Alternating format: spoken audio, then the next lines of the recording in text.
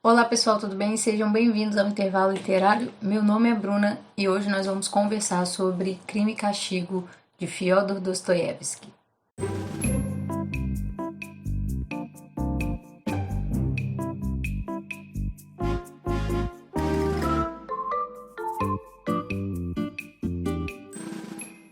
Eu queria avisar para vocês que essa resenha vai ter alguns trechos, eu vou ler alguns trechos do livro, não considero como spoiler, tentei tirar o máximo possível de história, até porque já tem bastantes assim resenhas aqui no YouTube, né? É também uma história muito conhecida e também bem na capa a gente já tem que um crime vai ser cometido, que nós vamos ter um cenário de castigo também.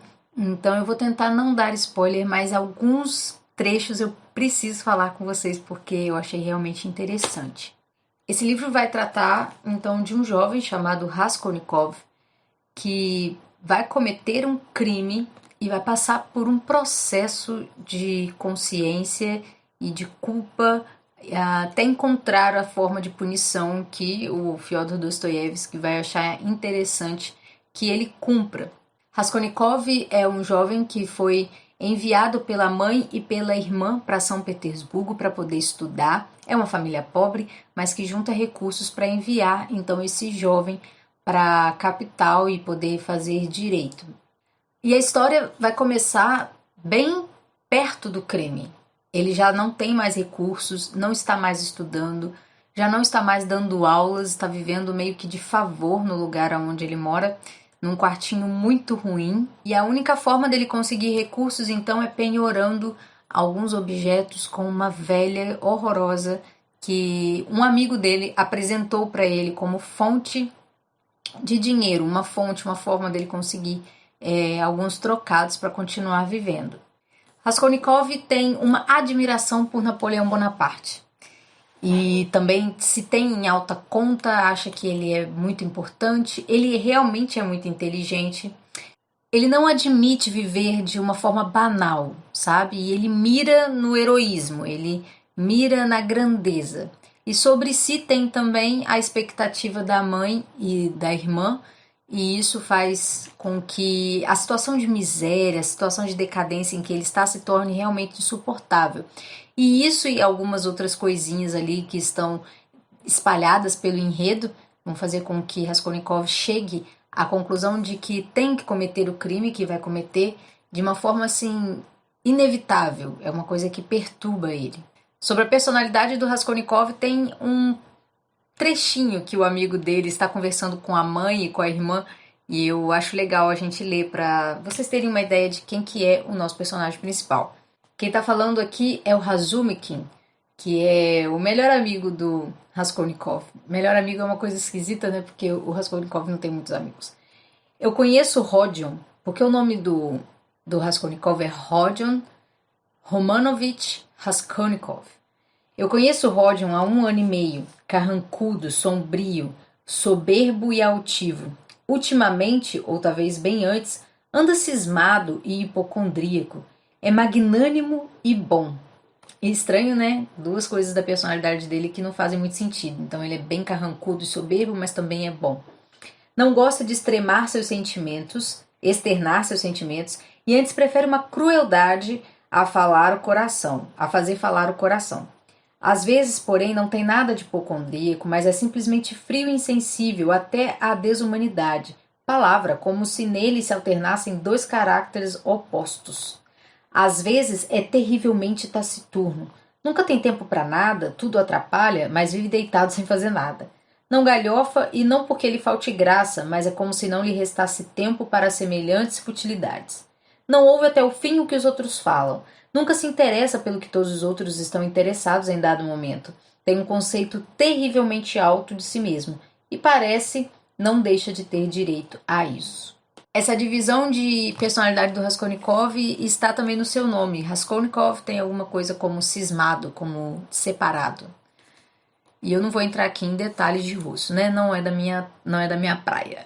Mas o Razumikin é um grande personagem desse livro, é uma grande personagem desse livro e talvez o melhor, né? O ponto de equilíbrio assim do enredo. Como eu disse, o livro começa bem perto do crime, então você vai ver um pouquinho antes do Raskolnikov cometer o crime, vai vir a descrição do crime, depois vem então todo o processo de culpa. A maior parte desse livro é processo de culpa e também como que ele vai lidar com a investigação do crime, em pessoas que vão aparecendo e falando sobre aquele crime, como que ele reage e também a sua relação com um bêbado que ele encontra logo no início do livro e aí ele se liga muito à família desse homem. Também nós vamos ter a relação dele com a mãe, a irmã. O Dostoiévski vai então construir aqui no Crime e Castigo uma suposição, uma demonstração prática do que aconteceria com aquela geração se eles levassem a cabo a ideia de que Deus morreu. Como seria a sociedade se Deus realmente desaparecesse, se ninguém tivesse mais que adotar os 10 mandamentos como regra de conduta. E aqui, como disse lá o professor, eu achei professor Flávio Ricardo, matar ou não matarás. O que aconteceria com a sociedade se tivesse que renegar tudo isso, começar tudo do zero? Essa é a discussão. Se Deus não existe, tudo é permitido. E aqui o remorso e a culpa do Raskolnikov, nunca arrependimento, parece dizer que o crime não tem licença, independente da situação, independente da vítima. Sobre essa questão do que o livro vai tratar filosoficamente, eu vou indicar para vocês o vídeo do Café Filosófico com o Flávio Ricardo Vassoler. Essa questão da morte de Deus me levou muito a pensar na negação do Tao, que a gente leu lá em Abolição do Homem, do C.S. Lewis. Então, se você ainda não viu aquele vídeo, veja, porque ele vai ficar aparecendo toda a vida nesse canal, porque foi um dos melhores livros que eu já li e se aplica tudo quanto é coisa que eu estou lendo agora, o que eu já li no passado, porque A Abolição do Homem é um livro fantástico. Durante a leitura desse livro, eu fiquei pensando o que poderia ter levado o Raskolnikov ao crime, porque a gente fica dentro da cabeça do Raskolnikov, então a gente fica se perguntando como que ele teve coragem de fazer o que ele fez. E aí isso vai aparecer bem picado no livro. Mas duas coisas me chamaram muito a atenção.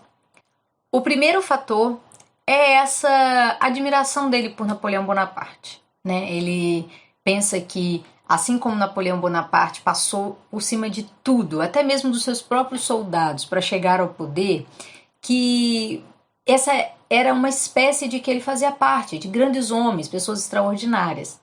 E ele tinha uma teoria a respeito disso. Raskolnikov, quando ainda estava estudando, escreveu um artigo que dizia que a sociedade estava dividida entre homens grandes, né, extraordinários, que poderiam passar por cima de todas as regras, de todas as leis, porque eles tinham algo novo para oferecer para o mundo e para isso eles podiam fazer o que quisessem, aquilo que fosse necessário para dar cabo dos seus objetivos.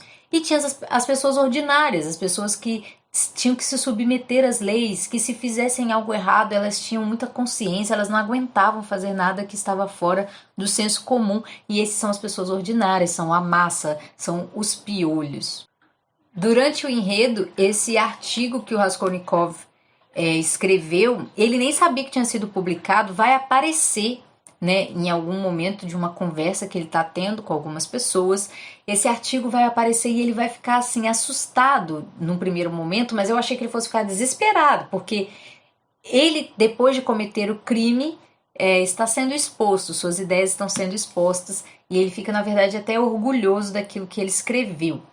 O segundo fator que levou talvez o Raskolnikov a cometer o crime, na verdade eu tenho certeza que foi isso. Foi uma coincidência que aconteceu na história do Raskolnikov logo assim que ele conhece a pessoa que ele vai matar, que é uma velha, uma usurária, que ele vai penhorar os seus objetos para ter algum dinheiro. Então, o que acontece?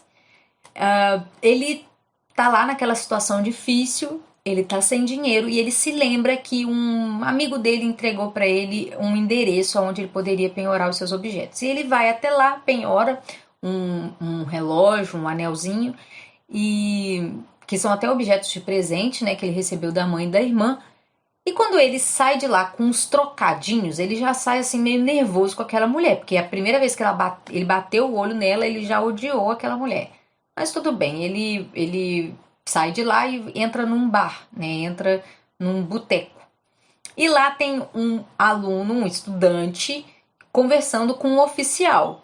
Ele senta, vai beber o seu chá e ele começa a escutar o que aqueles dois estão conversando. E ali, naquela conversa, existe pra mim, eu não sei quase nada de literatura, mas eu acredito que ali tem um fator fantástico da história. Fantástico assim, é uma coincidência tão grande, é uma coisa assim que é incrível, é fantástico, é inacreditável, no sentido de.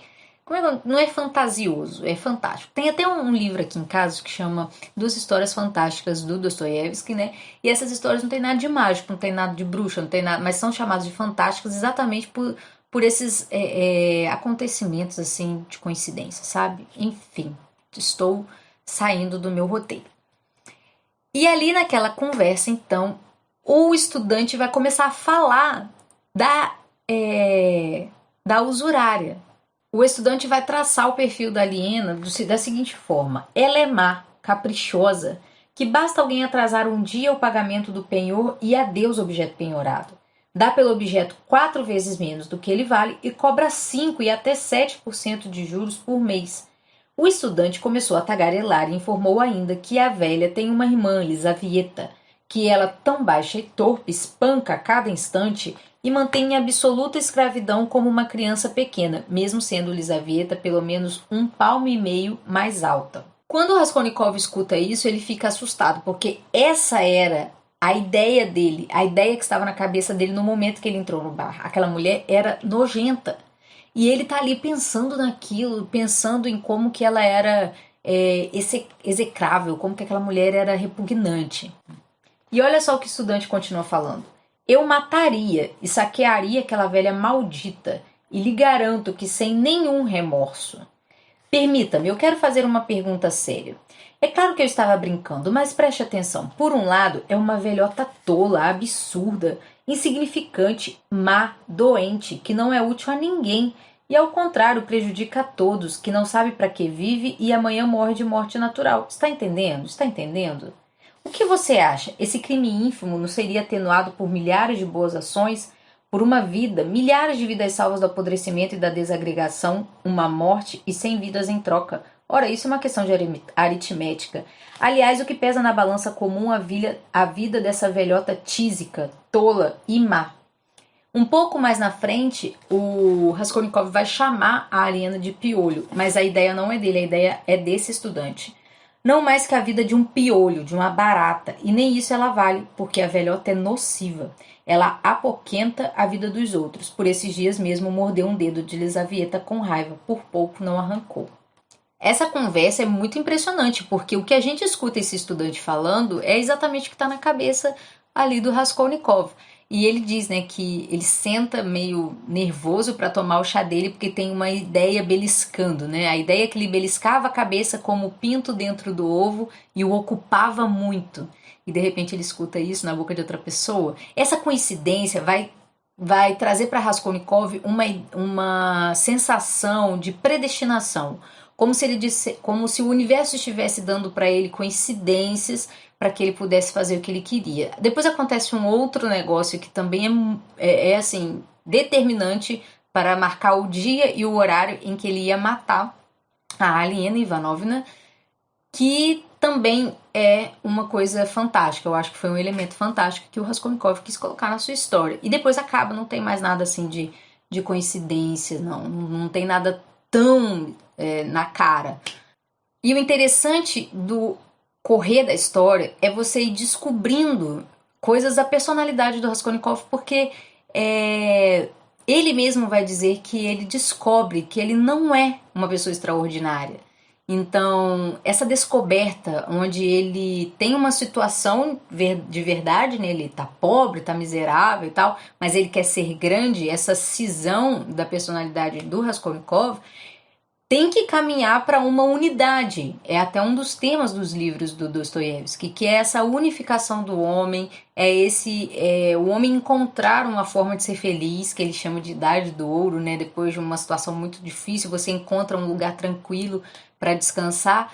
Então o Raskolnikov está no momento de conflito. E então no final tem um trechinho que eu gostaria de ler para vocês também, que vai falar sobre quais eram as vontades, né, os desejos que o Raskolnikov tinha para a própria vida. Lá no final mesmo, na página 555, acontece que antes ele já estivera milhares de vezes disposto a dedicar toda a sua existência a uma ideia, a uma esperança, até a uma fantasia. No entanto, sempre achara pouco existir, sempre quisera mais. Talvez tivesse sido só pela força dos seus desejos que então ele se considerara um homem a quem era permitido mais que aos outros. E aí você vai vendo que não, que ele não aguenta, né, o passo que ele deu. Então ele diz: no entanto, aqueles homens, os extraordinários, aguentaram os seus passos e por isso estavam certos. Mas eu não aguentei e, portanto, não tinha o direito de me permitir esse passo. No artigo que ele escreve, ele diz que os extraordinários têm direito de fazer o que querem. E ele, no final, vai reconhecer que ele não tinha esse direito. Para entender melhor o Crime e Castigo e ver o que estava sendo dito por aqui, eu escolhi alguns vídeos para assistir, né? Então eu assisti um vídeo do Olavo de Carvalho, que ele vai falar sobre Crime e Castigo e é muito interessante o contexto em que ele fala. Também vi o do Literatura Fundamental e vi também Tatiana Feltrin, que também tem uma resenha muito boa lá no canal dela. O juiz de Santa Catarina, em 2012, colocou o Crime e Castigo para ser lido na prisão e reduzir a pena de quem lesse Crime e Castigo ou lesse também, na verdade, vários livros clássicos. E o Olavo de Carvalho, nesse vídeo que eu assisti, ele vai fazer um elogio, vai falar muito bem, muito bom mesmo que eles leiam, porque é uma obra que vai falar sobre arrependimento, que vai falar sobre... que vai dar para eles uma forma melhor de pensar se o crime compensa ou não. Isso é interessante, porque a literatura nos dá a oportunidade de ter sentimentos alheios a nós, a nossa realidade. Então, o juiz fez certo mesmo, foi maravilhoso. E o vídeo do Literatura Fundamental é com a Helena Vassina. Ela é uma natural da Rússia, né? E ela disse que essa obra é excelente para despertar empatia na população a respeito do criminoso, porque Crime e Castigo mostra como o criminoso sofre por ter cometido o crime que cometeu. Gente, isso é um absurdo, né? Para mim, ela é especialista em Dostoiévski, como ela diz. Ela é especialista, ela faz uma análise maravilhosa da vida dele, do livro, de tudo. Mas esse ponto não tem como concordar com ela, né? Porque o livro não foi escrito para dizer para as pessoas que estavam lendo ali naquela época que a população tinha que aceitar o crime. Mas ele estava querendo dizer para aquela geração que matar Deus, que adotar aquela ideia revolucionária que aquela geração queria adotar, né, esquerdista mesmo, comunista, não ia dar muito certo, né? Então, que tipo de geração seria construída? Que tipo de sociedade ia sobreviver às ideias revolucionárias? Então, minha querida Helena, não é exatamente isso que esse livro faz. E é muito difícil a gente criar empatia com o criminoso. Mesmo cristãos, mesmo nós cristãos, temos um pouco de dificuldade de relacionar empatia com falta de punição também. Eu acho que esse é a pior dificuldade nossa. Bem, não vamos entrar nisso porque não é exatamente disso que eu quero falar. Para terminar esse vídeo, eu quero dizer para vocês que esse livro está cheio de personagens intensos, caricatos. Aqui não são pessoas possíveis. Na verdade, Dostoiévski vai tratar de personagens que vão representar, né, pobreza, vão representar miséria, vão representar violência.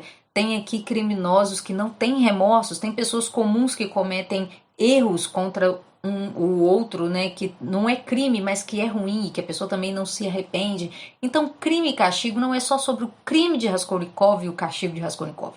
É sobre o crime da sociedade em geral, em todos os níveis. E também tem alguns personagens que vão dar esperança. O cristianismo da Sônia, a amizade do Razumikin, a força, né, de Dunya também, que é a irmã do Raskolnikov. Eu acho que tem vários personagens aqui que vão trazer um alívio, sabe, um calorzinho assim pro coração. Com certeza é um livro favoritado, é um livro que vai trazer muitas lições pra gente, não é um livro que você só vai passar tempo, embora a história e o enredo seja muito bom, muito bem construído, não tem nada de errado aqui, não tem nada à toa dentro desse livro. E o final é um final sem desmazelo, é um final sem preguiça. A frase final do livro é uma frase inteligentíssima, então tá aí, 5 estrelas para Crime e Castigo. E essa leitura eu fiz juntamente com o Rafael lá do Livros de Teologia. E ele, bom né, ficar passando livro assim na minha frente. E ele com certeza vai fazer uma resenha desse livro esse mês ainda. E com certeza ele vai falar um pouquinho mais de personagens, porque ele já me falou que tem personagem aqui que ele gostou bastante. Então é isso, pessoal. Não se esqueça de curtir esse vídeo. Se você chegou aqui agora, já dá o seu like, já se inscreve. E se você já leu Crime e Castigo, comenta aqui embaixo para quem ainda vai assistir, para quem tem mania de ficar olhando comentários, se tem spoiler nesse vídeo. Porque eu não considero spoiler, porque a experiência de ler Crime e Castigo vai muito além desses trechos que eu li, ok? Um beijo para vocês, até o próximo vídeo e vamos passar 2020 lendo.